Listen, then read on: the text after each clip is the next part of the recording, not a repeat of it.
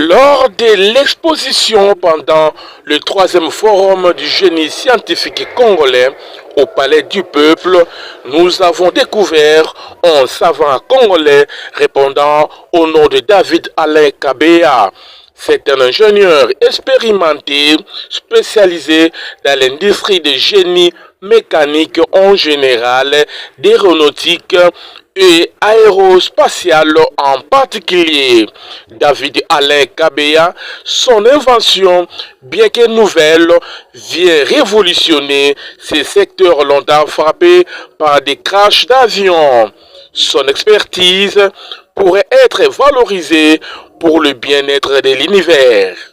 Je dirais tout simplement que je suis un citoyen congolais qui était en déplacement à l'extérieur, où j'ai passé pas mal d'années et qui, pour répondre à l'appel du chef de l'État adressé à ceux de la diaspora, nous avons décidé de revenir au pays pour participer à l'effort national de développement. Nous nous présentons souvent comme des polyvalents, mais nous avons quand même une spécialité dans l'industrie du génie mécanique d'une façon générale et plus particulièrement orientée l'industrie mécanique aéronautique et aérospatiale. Nous sommes ravis d'avoir cette opportunité de participer au forum et nous n'avons pas cessé de saluer l'esprit aiguisé qui a eu l'idée de la mise en place d'un tel forum au niveau national. En l'occurrence, je fais référence, suivant bien entendu les prescrits du président de la République, c'est son Excellence le ministre de la Recherche et de l'innovation, Excellence M. Kabanda. Voilà. Et c'est dans ce cadre-là que nous nous retrouvons pour la deuxième fois au forum, où nous apportons une technologie innovante, pour une deuxième fois, je répète, technologie qui peut permettre aux efforts qui sont faits pour le développement du pays de faire un pas en avant. C'est un travail de recherche qui a été lancé il y a quelques années en Europe, dans notre start-up que nous avons créé là-bas, et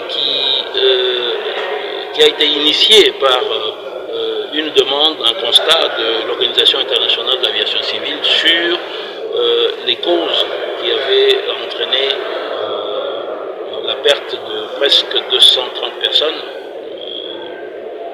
lors d'un accident qui est survenu il y a quelques années, 2009. Et nous avons participé à cette recherche de solutions et notre solution a été brevetée depuis, brevetée en France particulièrement et dans toute l'Europe. Voilà. Et c'est cette technologie que nous avons amenée ici pour essayer d'initier un début d'industrie de conception, développement et construction de matériel volant. Cette innovation est très bienvenue parce qu'elle va changer la donne en matière de sécurité, d'apprentissage du métier de pilote d'avion. À cette dimension industrie, la participation, l'implication des universités et des instituts techniques qui forment des jeunes ingénieurs chez nous pour qu'ils puissent avoir une chance de faire des stages dans cette dimension-là et pouvoir se placer comme salariés chez nous dans le cadre qui correspond aux études qu'ils auront fait. Parce que jusque-là, ça n'est pas le cas. Oui. Et plus largement, en termes de retombées éventuellement, cette industrie n'a pas le rayonnement qui lui est reconnu dans le monde entier pour rien. C'est l'industrie qui a la capacité de contribuer à la génération pour un pays d'une économie industrielle, une économie à haute valeur ajoutée. C'est pour ça que nous avons choisi ce domaine, qui est celui dans lequel nous avons l'expertise, bien entendu, pour lancer le programme. Oui. Je pense que, étant donné que notre pays n'est pas tout à fait un pays de culture industrielle, ce n'est pas seulement les gouvernants, nous avons tous le devoir d'apprendre à découvrir les avantages d'avoir le pied dans l'industrie. Mais quand je dis industrie, c'est le lieu où on conçoit, on développe et on produit. On met de la valeur ajoutée à ce que l'on produit. Donc, les gouvernants, puisqu'ils ont la charge d'arbitrer la vie publique, ils ont un devoir premier de s'intéresser à ces opportunités-là, parce que ça va nous rendre plus indépendants de la tutelle des autres nations étrangères. Nous n'allons pas continuer à être soumis un petit peu aux diktats des pays qui ont déjà l'industrie. Nous pouvons nous rendre indépendants en adoptant ce profil industriel, d'autant plus que notre pays, je veux dire, possède les matières premières que tous les autres envient. Nous avons des meilleures raisons de rentrer là. Quand nous avons parfois l'occasion de parler avec les dirigeants, parce que ce n'est pas toujours facile, nous leur partageons un souci, je pense, qui parlerait à n'importe qui. Ce qu'il faut calculer, mesurer, ce n'est pas tant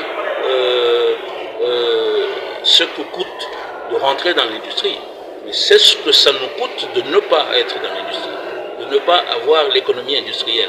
Ça nous coûte beaucoup plus cher que tout ce que nous ne voulons pas mettre en marche pour rentrer dans l'industrie.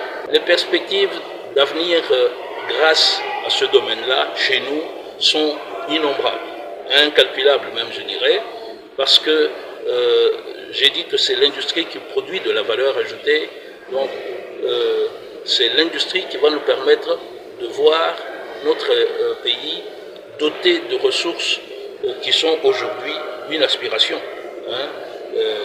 Grâce aux produits de l'industrie tels que je l'ai décrite, ces revenus peuvent être multipliés par un facteur assez important.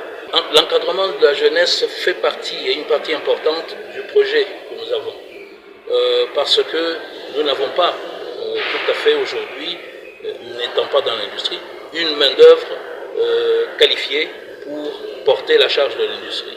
Donc nous donnons le devoir, la mission d'être les accompagnants de la transformation des savoir-faire de nos jeunes étudiants qui sortent des universités, des instituts techniques. Ils passent par chez nous, où ils auront fait des stages et où ils vont trouver le premier emploi. Et nous en ferons des porteurs de projets industriels sur des produits innovants qui vont sortir de nos démarches. Et comme ça, nous créons un deuxième niveau de création d'emplois. Et ça peut aller comme ça assez vite jusqu'à la création de la chaîne de valeur complète qui va donner, en s'étoffant, un tissu industriel dont nous avons besoin.